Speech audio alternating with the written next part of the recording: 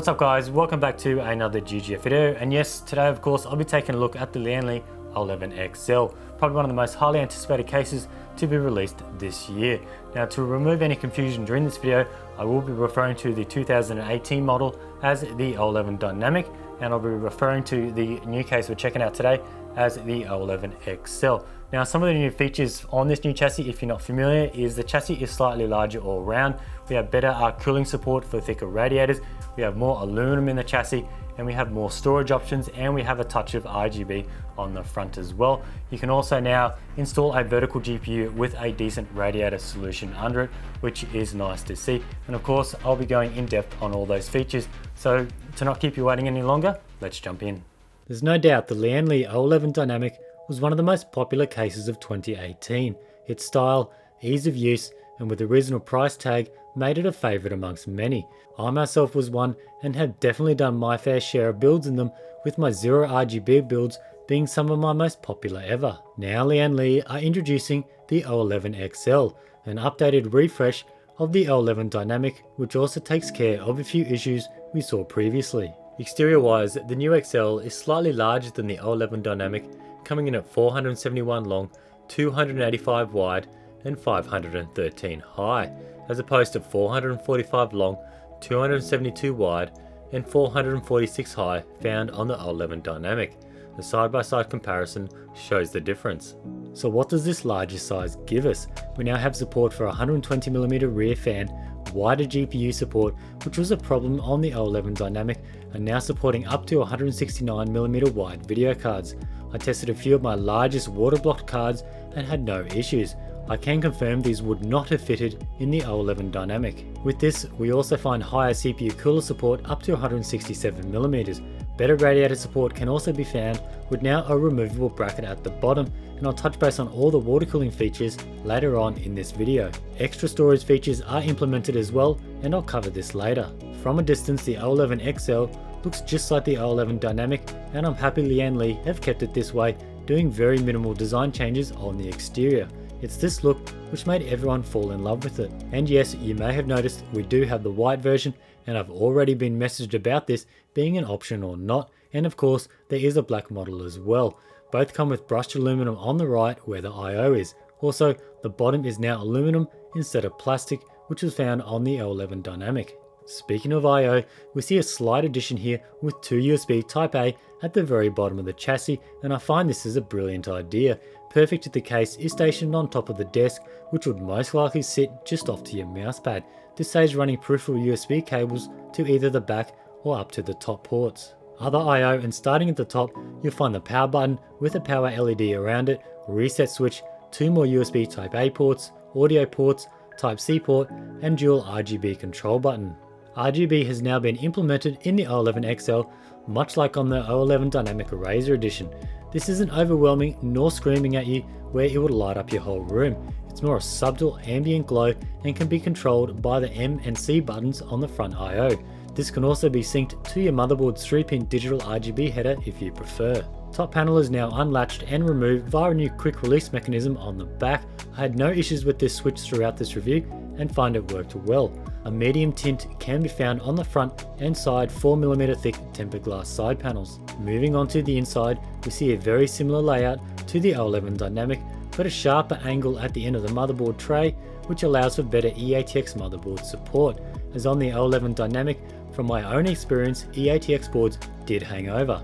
For those going all out, Lian Li even offer a ROG Dominus Extreme bracket, which is sold separately. 3 large cable grommets can be found along the motherboard's 24-pin side, and being so close together, all your cables should line up nicely. 2 more grommets can be found, one at the top and one in the same spot at the bottom. Small cutouts can be found for the motherboard EPS and along the bottom for passing SSD or fan cables through. 7 PCI slots can be found, but notice the extra room under these. Unlike on the XL11 Dynamic, these went to the floor of the chassis, limiting radiator support. As I said earlier, storage has been ramped up with now the inclusion of 3 SSD brackets, which by default come pre-installed over the side radiator mount, where you can install one 2.5-inch SSD on each plate. These can also be moved and mounted on the bottom radiator bracket. More 2.5-inch SSDs can be found behind the motherboard tray on the cable management bracket, which can hold 3 drives. Lastly, for storage, 2 hot swap drive compartments, each taking 2 drive trays, can be found with rear access. Each drive tray can support one 3.5-inch hard drive or one 2.5-inch SSD for a total of 4 drives in this area. Being hot swap is definitely a nice touch.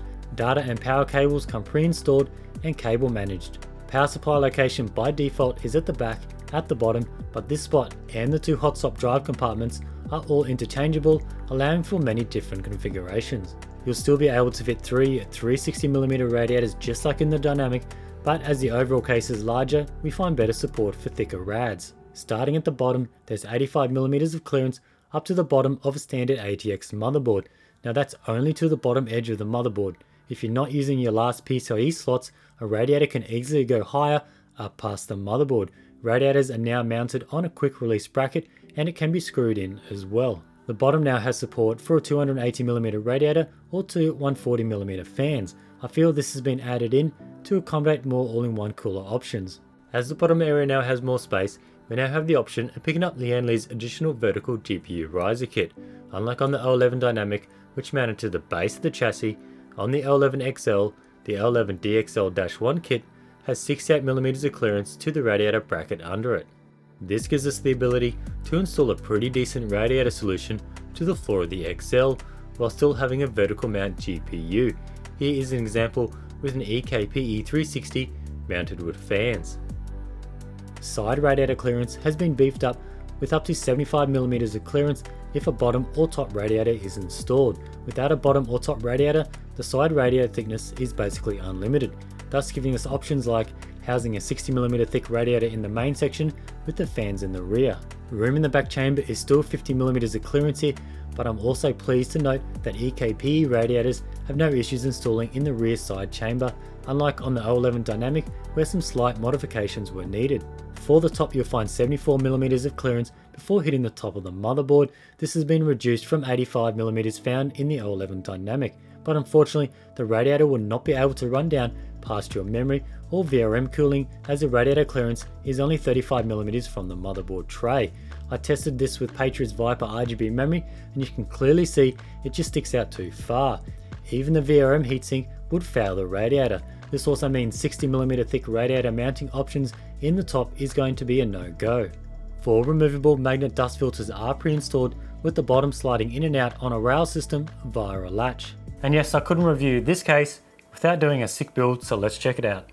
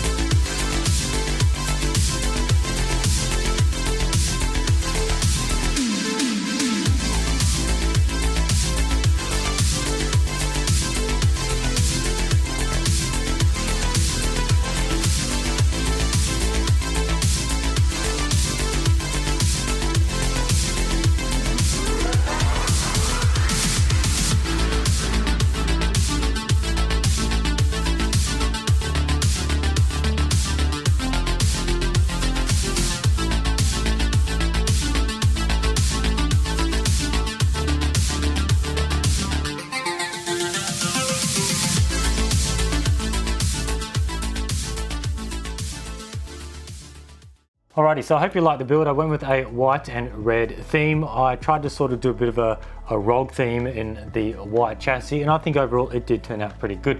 Now there's some other areas I haven't covered yet. The panels on the L11 XL are now aluminum instead of steel. So you got the top here, and you also got the rear side panel. Also now the vertical bar at the front here is also aluminum, and as I mentioned earlier, the feet are now aluminum as well. Now in saying that, With them being aluminum, the black model of the chassis, the aluminum is brushed. So you're getting that fine brushed aluminum look, but it is a fingerprint magnet, so bear in mind. But with the white, the panels are aluminum, but they are not brushed. They are just painted white. So that may sort of hinder your choice if you are picking up one of these, if you want to go up the brushed with the black or just painted white aluminum for the white one. Now, the overall weight of the chassis is 13.1 kilos on the XL, and originally on the 2018 11 Dynamic it was 9.5 kilos, so not too much difference there, just a little bit for the extra size. Now, another feature you get is the anti-sag bracket. I wouldn't really say this is a feature for this case.